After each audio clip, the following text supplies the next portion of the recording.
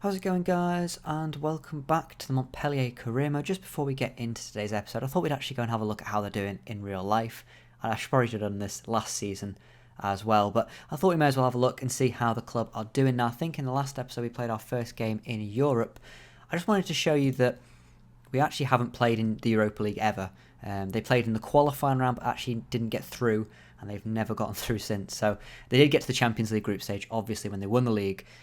They didn't get very far after that, and pretty much this is their sort of history of just cups in general.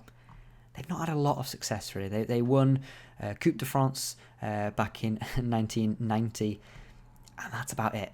It's a lot of losses in the third round and the first and second round as well. So if we could maybe even just get to a final of a cup in this, maybe in this season, it'd be quite nice.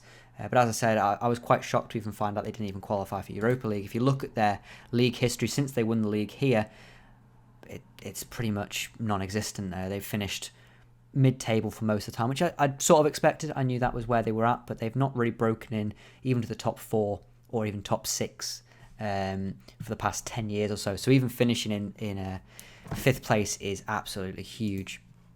And also, I just thought I'd go and have a look at what formation they're currently playing. And most recently, they actually played a 4-3-3. If you look at all their fixtures, they actually have been playing a pretty similar 5-back or a 3-back with 2 wing-backs, sort of bombing forward.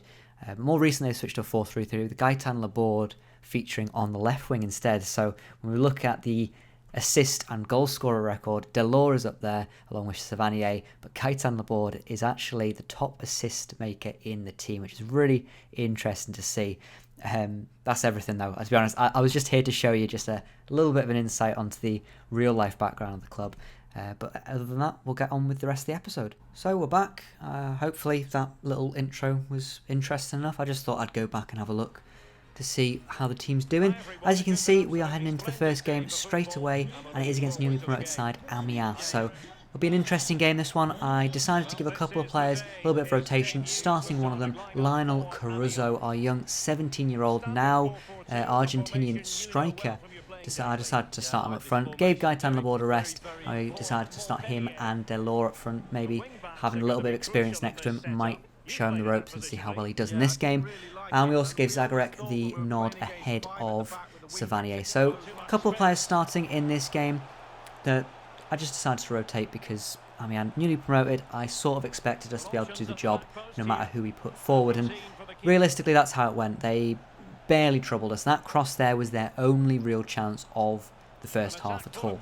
So that sort of shows how the game was. However, we really struggled to break them down. They clearly set up to just come away with anything but conceding, and that was it. They held most of the possession. We had a couple of shots from outside the box, but that was about it. Their goalkeeper wasn't really troubled for most of the game, and that was their only shot of the game right there. That was literally the extent of their attacking display, and overall we had to work really hard to even get a chance. And luckily for us, Zagarek with some really nice movement with him and Caruso, 2 youngsters in the team.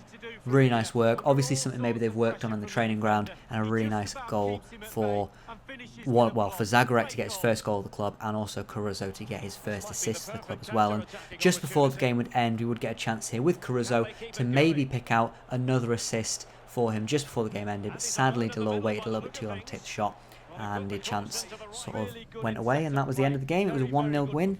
Very, very boring game, if I'm being honest. Not boring in the sense that nothing happened. Well, nothing did happen, but it was just really, really basic. I feel bad for the fans that travelled to go to that game. I'm not 100% sure where Amiens is. Maybe I might put it in after I've edited this, but yeah, it must have been a bit of a wasted trip because there was probably about 3 chances, really exciting chances in the whole game, and overall, at least we got the win. We didn't come away with just a 0-0 draw.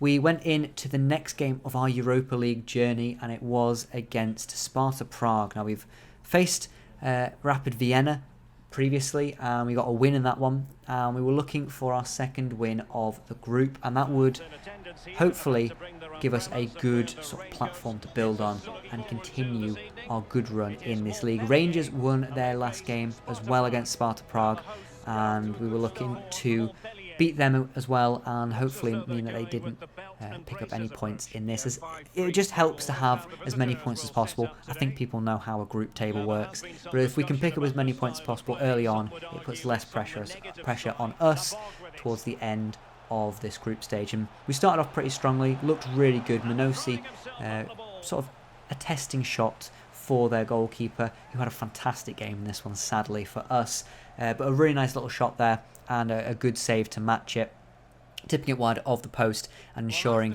that we would still be level pegging here. And you can see, decided to wear full kit today. I'm not sure why, just felt like it. He clearly saw it in the dressing room and thought he just couldn't resist wearing full kit today. So not sure if it was to maybe a bit of a morale boost for the lads or something like that to get us through this game.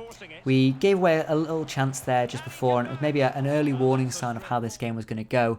Maybe some mistakes to be made at the back, and they had a chance just before the half ended that was a good save in the end by Horvath in goal. We got a chance here with Vashar, and he scored in the last game from an outside of the box shot, and he tried it again. Very unlucky not to score this. Sadly, it was just a little bit too down the middle for our liking, and sadly the goalkeeper does make a very good save again there, and it was just a little bit unfortunate. Couldn't quite put it top corner this time, and Vasharan lays in wait for his second goal in the Europa League. He would be able to try and set up a goal here as he puts it out wide for Koza, waits for the run, puts the ball into the box, and who is there but Teji Savanier of all people to head that into the back of the net. Defender misses the header, which really he should have got that. That is poor defending from him, and I think Sparta Prague manager might be looking at some new defenders in the January transfer window if their defenders are going to be missing headers like that. Savanier puts us 1-0 up, and we were looking like we were going to win the game here. We had one chance here to extend our lead. Gaitan Laborde finds himself on the wing, whips it in, and Tiste off the bench. Another really good save by the Sparta Prague keeper.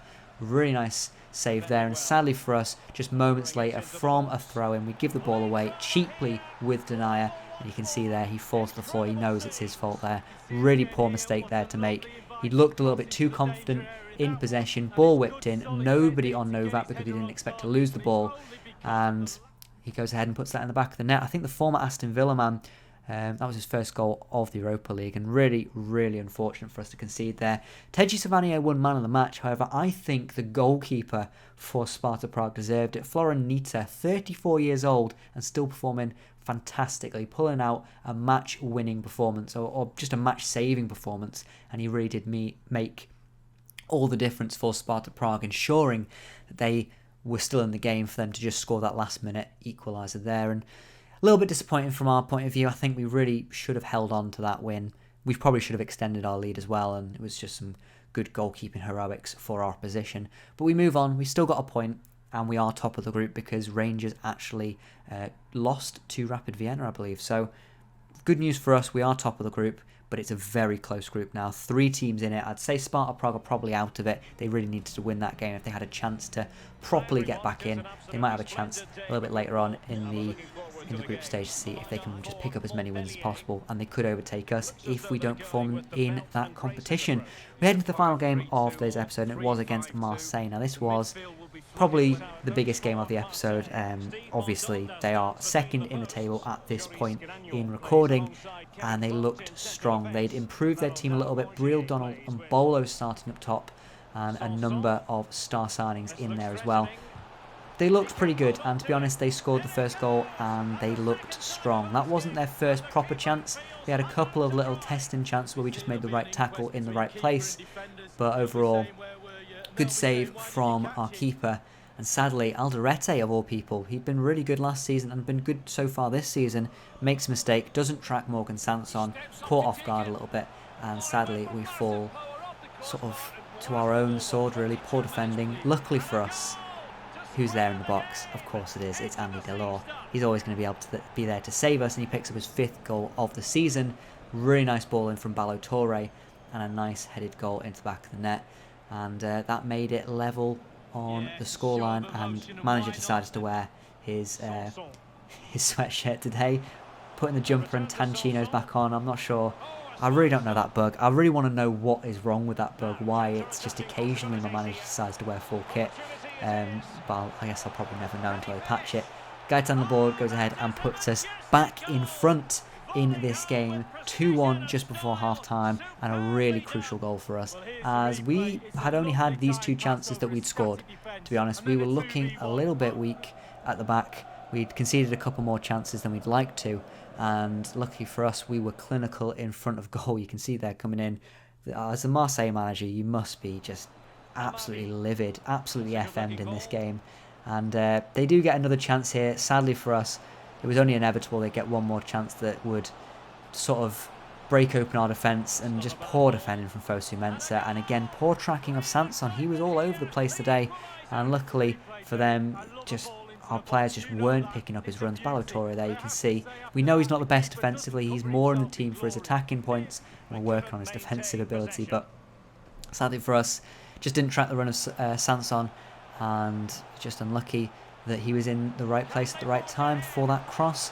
We do get one chance to put away at the end of the game, and of course we score it. We were clinical in this game. I think we only had 4 shots or 4 big chances in the game. We did have chances in and around the box, but they just tackled us before we could get the shot. So the stats do look a little bit skewed in that sense. But honestly, we were very clinical. Steve Mandanda was pretty poor today, and luckily for us, we had our 3 main men up top, Mollet, Laborde, Dalot, all of them scoring in today's game. And 3 shots on target, 3 goals, that is what matters, and that is the stat that matters, those 3 goals. And we go ahead and beat our rivals, who were second in the league as well, by 3 goals to 2, and a really, really crucial win for us. And that did actually ramp us up the table a little bit and got us much closer to those top 4 places. Yes, we are still in 7th, but only 2 points off Marseille and Monaco now, as well as Lille and Bordeaux. So we were looking pretty good. And that is going to be the end of the episode. Do hope you enjoyed watching. Do leave a like if you enjoyed.